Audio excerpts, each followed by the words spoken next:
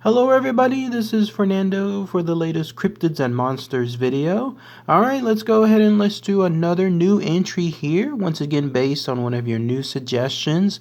Actually, in this case, more of a loose variation of a suggestion, as the original suggestion took me to this main focus. And in fact, this topic, when I was looking at all the information tied to it, I realized there's just so much fascinating stuff that's out there in this world that I still haven't even talked about yet. Some of you might already be familiar with this, but if you're like me and haven't heard this information for the first time, it's absolutely amazing how a creature like this apparently roams certain parts of the world out there almost freely at night, there at your home, ready for some gifts, or in other cases, easily insulted and then leaving your home forever because of what happened to it. Just so much great information that I wanted to share with you here.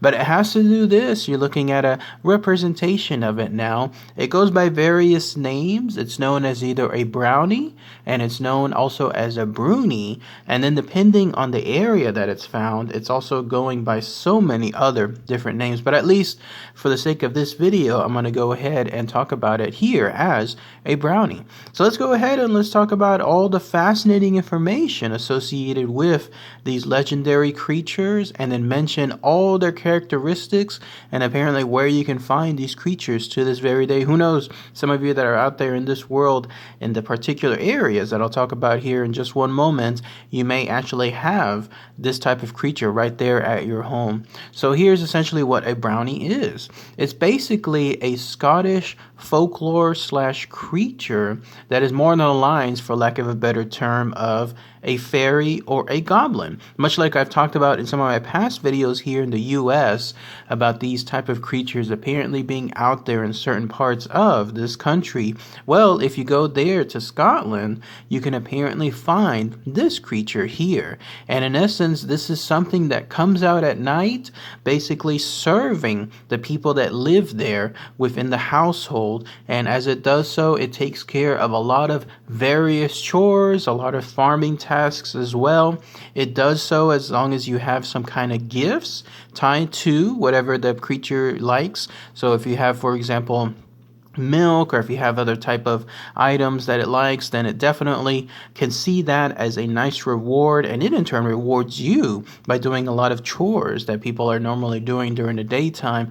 But if you slight it in any fashion whatsoever, even the tiniest minute fashion, then it hurls insults, it leaves forever, or in other cases it actually becomes very, very sinister. But more on that as far as all that information here in just one moment. First, let's talk about the physical characteristics tied to it. It's basically been talked about for a very long time, hundreds of years. For example, some of the earliest known documentations go back, I was reading one into the 1600s, and there may be even one even earlier.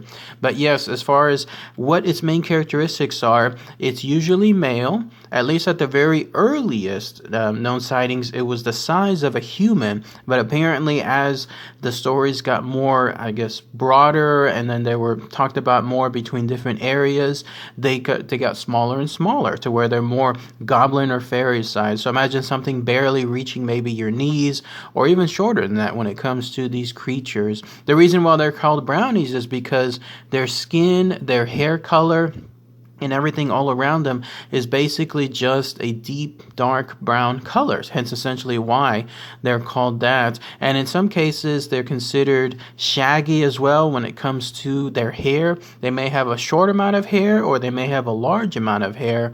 And then also as far as their stature, they're considered short and rotund, although you can imagine also in other cases, just like you would have with regards to goblins, like they may have smaller legs, or they might have longer legs. I guess it just depends on the type of brownie that you have within your household. And then in other cases, they have a hood on as well, or they have some kind of robe or some type of clothing. Or in other cases, they're actually naked, or in even some other situations, covered in what could be considered rags. Some of this stuff comes into play later on too when it comes to clothing, especially if it's given as a present, because it's more of considered as an insult. But at least, as you can see, there's so many versions of these brownies, mainly because there's so many of them that apparently live around those areas. They are in Scotland. Apparently, each household could have one single brownie, and you can't have more than one, as it turns out. Maybe it's because they're territorial, or maybe it's because that's just the rules when it comes to these things. But yes, essentially, there's so many of them there that people move from one place to another. They know the stories associated with the local brownies, and then they also have these brownies themselves move from one place to another, and that's how they in turn become familiar to the households there. But yes, as far as their activities, what they do and how they help out the household is this.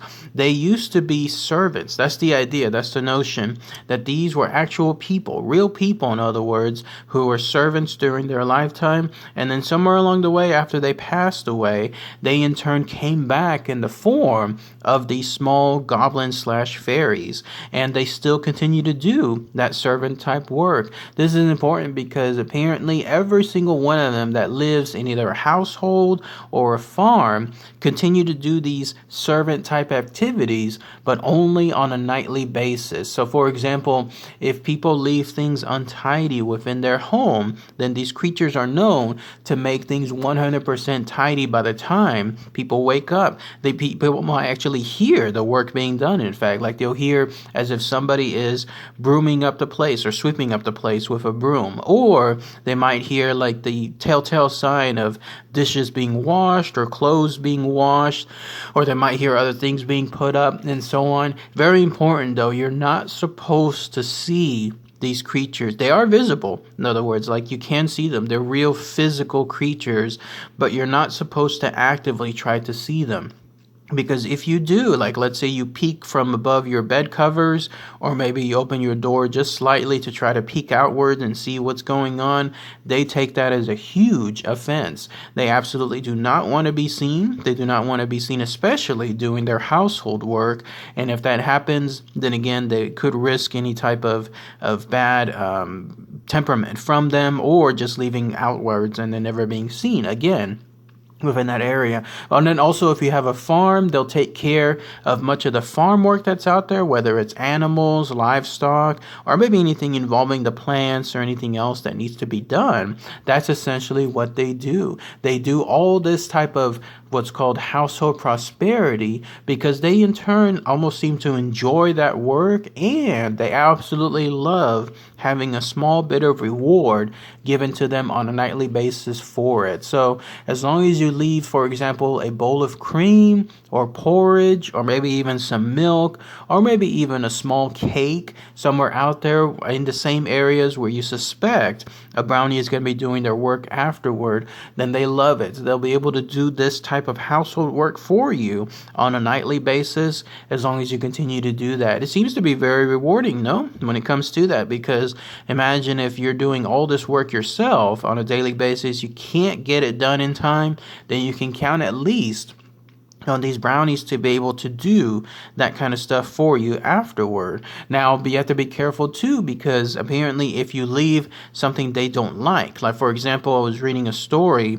of something from, I think it was 1901, where one person decided to actually be a little bit insulting towards the brownie. In that case, instead of leaving some kind of cream or leaving some kind of milk, they actually left, get this, they left a small bowl of urine. I don't know if it was their own urine or from an animal, but either way though, once the brownie realized what happened, they created just pure havoc within the household until they were drawn out. And there are ways to get a brownie out. You can either try to baptize the area or christen the area, or if you know its name, apparently hates being called by its name, that's another way to draw it out and then get it to leave. But it goes to show again that when that happens, that there's going to be some ramifications afterward. But yes, otherwise, if you leave things as far as nice rewards, nice presents, then you'll be fine. Interestingly enough, if you leave clothing to these brownies, remember I was mentioning that earlier about clothes having some kind of impact, especially those that are apparently naked and just like to roam around as such naked. Well, that's considered the ultimate insult. Who knows why, but brownies apparently hate human clothing. They hate having the idea of having human clothing on them. So if you wanted to drive one of these brownies out, then that's essentially what you have to do. You just basically leave out some clothing, and then that's supposed to get them out of there. And then I was reading some other stories about brownies apparently being found near rivers by certain households. People apparently stay away from them in general because they can also be known as tricksters. Like, they like being mischievous. I didn't get the idea that they were, let's say, outright dangerous when it came to the kind of stuff they did, but I imagine that it was more on the lines of somebody kind of like a prankster. Like, if you know any prankster in your neighborhood who just likes hitting people or likes coming up on them and scaring them, that kind of stuff, eventually you're going to get away from that person, right? Because that's all they're going to do. They're just going to create annoyances for you. That's the idea that I got from these brownies, that they, in that case, people that know their areas, especially like, let's say if they were living by a river or living near a farm or a certain household, because I don't think they actually live within the households themselves or the farms, but they live in close by areas, but they claim a household or farm as theirs, then people generally just get around those locations. They do not want to be associated with these brownies and vice versa. But that's at least one other area as far as what happens if you happen to be near one of these brownies. But as far as anything else, any other information associated with them, they're pretty much out there, maybe even to this world as variants of sorts. You can find them within certain parts of Scotland. It's just different locations. And then I was reading that it's also in other Celtic areas, maybe even some England borders that or England areas that have it as well. It's just fascinating. This is just touching almost the tip of the iceberg when it comes to all this information about these brownies.